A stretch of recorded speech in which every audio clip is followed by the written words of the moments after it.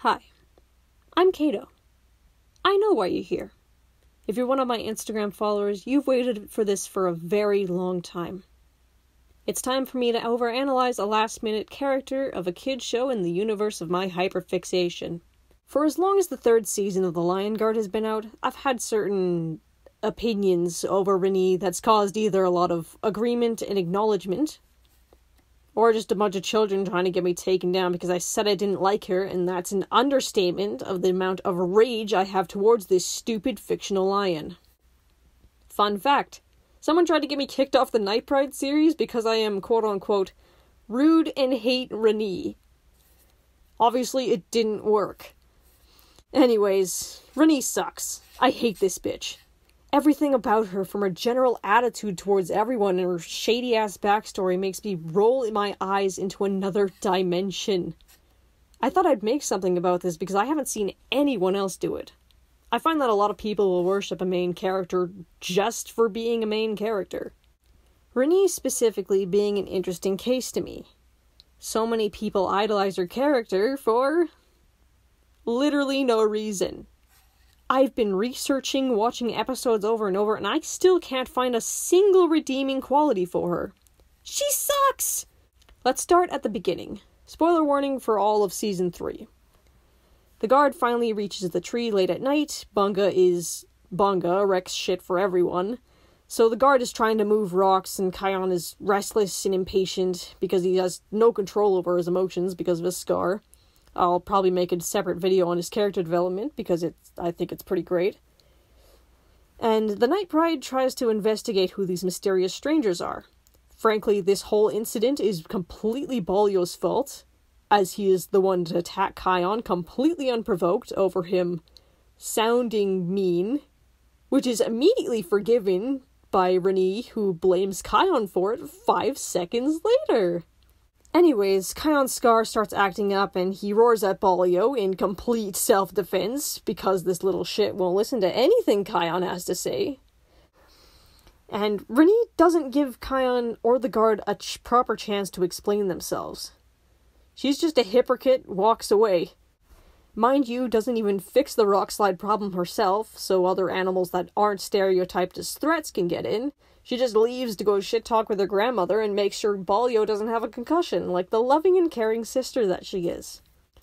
So shit-talk happens, and Jonna realizes and asks Rani to let them in. What about the scar in his eye? Girl, what? Who let you in? Show them around? But What?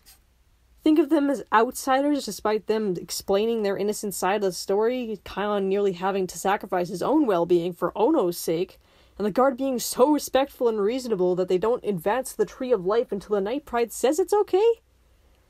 Like, I get that you're trying to defend your home, but that's no excuse to act that way, especially when they're seeking help. Also, Rani looks like she's about to absolutely McFucking-lose it at any moment when she sings the welcome song. Aren't you tired of being nice? Don't you just want to go ape shit? And go ape shit she does. Rani is snappy towards Kion at any chance she gets.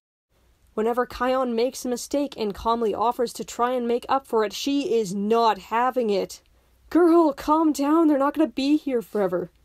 Like, is she always like this? Who gave her the audacity, especially with those proportions? And before all of you say that Kion wasn't exactly friendly a few times either, Kion at least has an excuse for acting this way. The snake venom has proven to affect him psychologically and emotionally. Rani is acting this way simply because she's a horrible person. The episode Lake of Reflection was the last straw for me. The guard rushes into an attack unplanned and wrecks everything for the Night Pride by accident. Kion apologizes a lot and is genuinely very sorry and just wanted to help out, because that's what the guard does naturally. And Rani tricks you here for a second. You think she's going to say something more helpful and constructive towards this incident. Nope. Just more doubts towards Kion's leadership skills.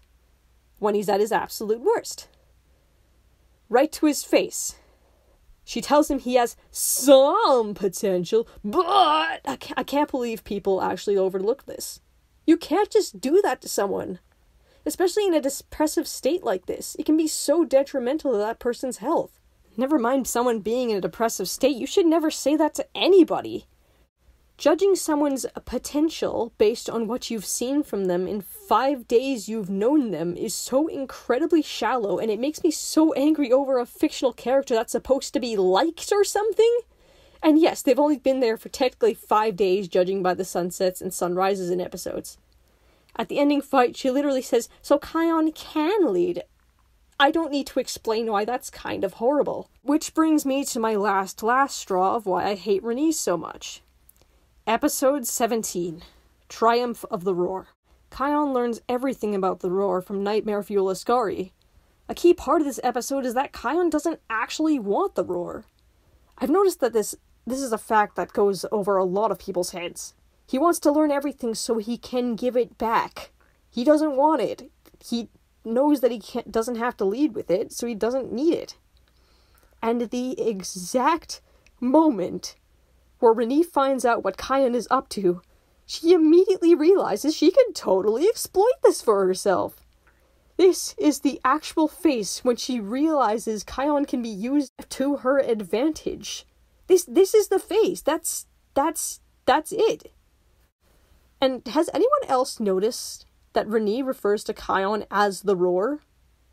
That's just some Mother Gothel shit right there. You cannot convince me that these two are actually in love. There's literally no way.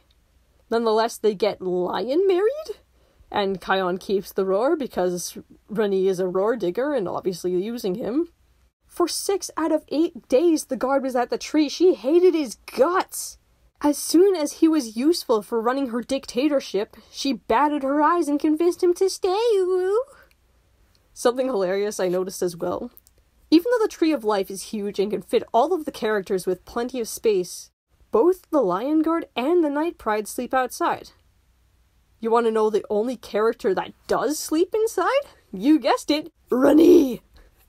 Not even Balio can sleep in the tree? Rani, you dick! In conclusion, Rani is a selfish dictator that deserves nothing. All hail King Balio.